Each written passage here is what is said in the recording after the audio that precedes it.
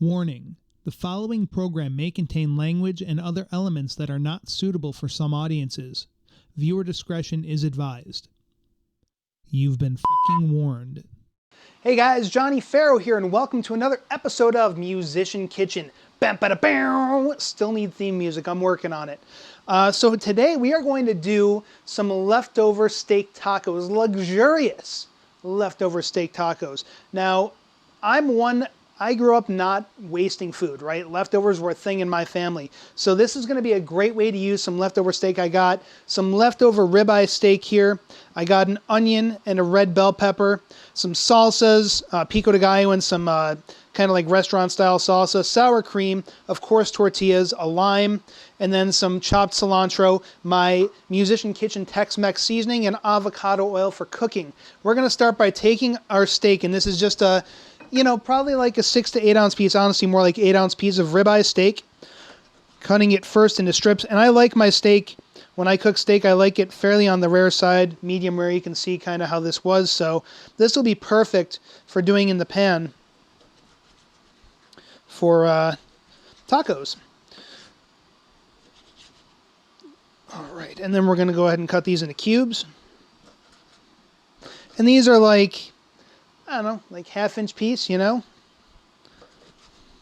if you want to go a little smaller, you can. If you want to keep it a little bigger, knock yourself out. I won't judge you. At least not to your face. All right, so those are all cubed up now, nice and beautiful.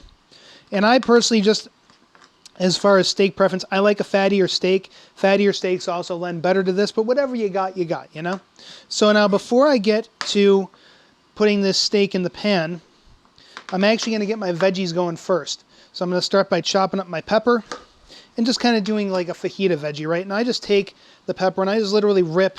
I kind of use my thumb. And I'll show you again on this other one here. I use my thumb to kind of poke down, like kind of as a little, almost like a hulling technique, and then I just rip this out. Then it comes out nice and easy, and then just take out the membrane. I'm not super picky about making it beautiful, because we're going to chop this thing up anyway, or slice it rather. And then just cut into some strips. And these are about like 1/4 inch strips, kind of like like a Julienne thickness. Not Marianne, but Julienne. And then I'll take those and cut those in half. Do the same with this guy here.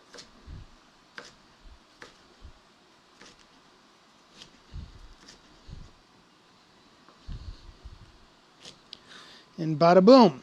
Then, taking our onion. L'oignon. And we are going to obviously take the skin off because, gross. And I'm using a red onion here. I like not only the flavor, but the color. Obviously, it's purple. And for anyone that knows me knows that I like purple.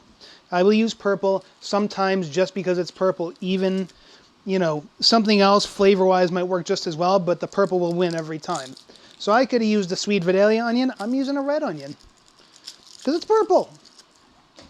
And we're just going to slice these like so. Again, just kind of going for like, it was about like 1/8 of an inch slices, And then throw the butt away because you don't want butt tacos. No, no, no. All right, and I'm going to break this up a little bit before I toss it into my pan. Now, once your onion is broken up, you're going to take your avocado oil, drop a little bit into a pan, whatever you got for a saute pan. And I'm going to be generous because this is basically, we're sauteing these vegetables. I'm going to get that going on to a medium-high heat. And I'm going to let it go for, like a minute or so. You can even, if you're fast enough at chopping, you can totally get that going, do your chopping, and then vegetables into the pan if you want. And then what I'm going to do is I'm going to put those in the pan, and I am going to add some of my Musician Kitchen Tex-Mex seasoning. This is a homemade seasoning recipe, and I actually, in a prior video, make this seasoning. So the link will be in the description below to check out that video so you can see exactly what I have in here. So that's the seasoning I'm going to use on my vegetables. And I'm just going to get these into the pan now.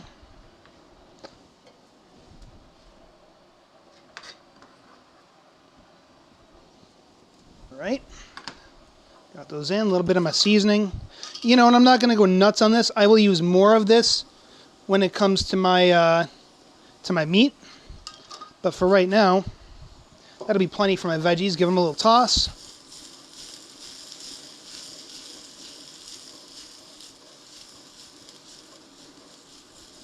Those are nice and distributed now in the pan, you can see, so I'm going to let them kind of roast, giving them an occasional toss. I am going to add a little more olive oil as well, or I'm sorry, avocado oil, because it's avocado oil and not olive oil. Never call an oil by the wrong name. They get very upset. Again, because it's more of a saute and we're not just roasting them, we're sauteing them, so I want them nice and moist. Yeah, some moist.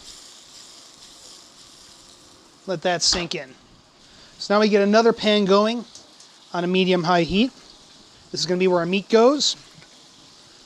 And this, we're just going to use a little bit of olive oil. I did it again. Avocado oil. It's avocado oil, Johnny. Come on now. Little avocado oil. Again, you don't need a ton because the meat's already been cooked. It's not particularly going to stick to your pan. Giving a little toss to my veggies here. Again, just the occasional toss. Keeping them on high heat. This is a fast cooking process, right? And now we got this pan nice and heated up so that the oil's moving around. We're going to let this meat pan heat up for another couple seconds here. Then we're going to toss in our steak. Ooh la la la. A little of our Tex-Mex seasoning. We'll be a little more generous with the meat on this.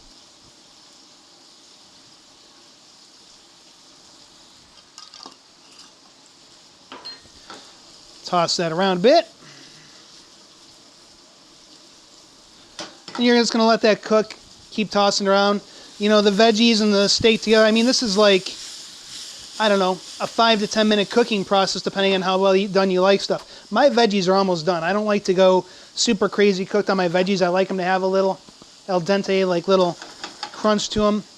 And the meat, really, you're really just adding a little heat to it. So I'll go until the outsides are brown, maybe a little further than that. The meat shouldn't take more than like 3 to 5 minutes, you know? And you just keep tossing it around. So it's already starting to brown up nice and beautiful there. Yeah. And then once your meat's getting down to the end, take a lime, cut it in half. And just take half of that lime and juice it over your meat. Sizzle. Ow! You limey bastard!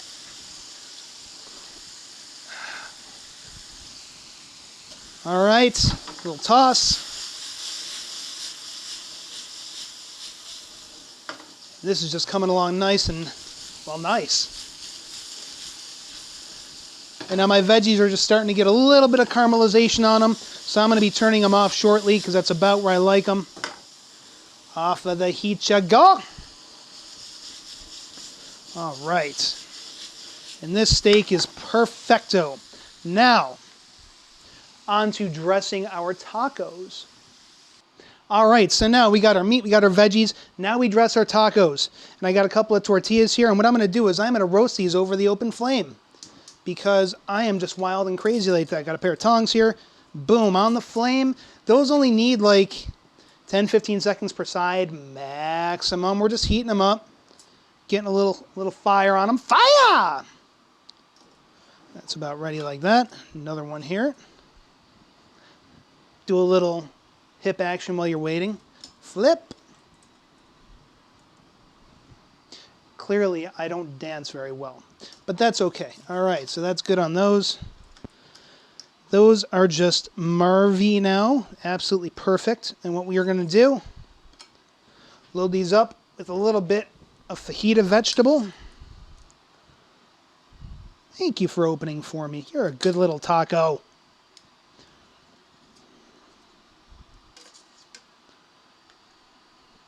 And then load up with a little bit of meat here. Putting the meat in the taco.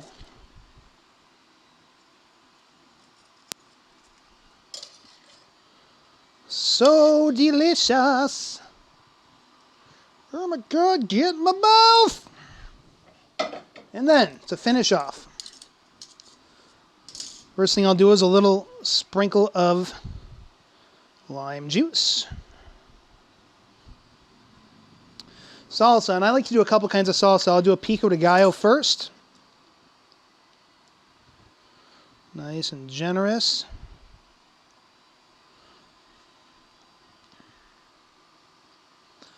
This guy doesn't want to stay up. Jeez. Then I'll do a layer of sour cream. Making sure, because sour cream, by the way, can separate. You can see there's a little bit of liquid in there. So make sure you mix your sour cream up so it's not all separated and goopy, because that's just, it's fucking gross. Mix, mix, mix. Again, a generous dollop of sour cream.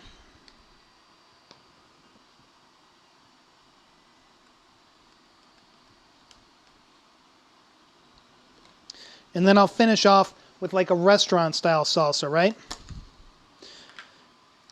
And you can make your own salsa homemade. In subsequent videos, I do plan on doing some videos where I make some salsas.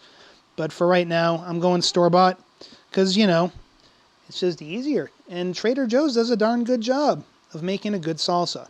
So there you go. And then to finalize this dish, just some chopped cilantro. And this is just kind of coarse chopped. Boop, boop, boop, boop, boop. And there you have complete and utter Tex-Mex deliciousness with leftover steak and some real simple ingredients that you may very well just have around the house. So guys, that's the recipe. Let me know in the comments below if you like this recipe. If you try it out, let me know how it went.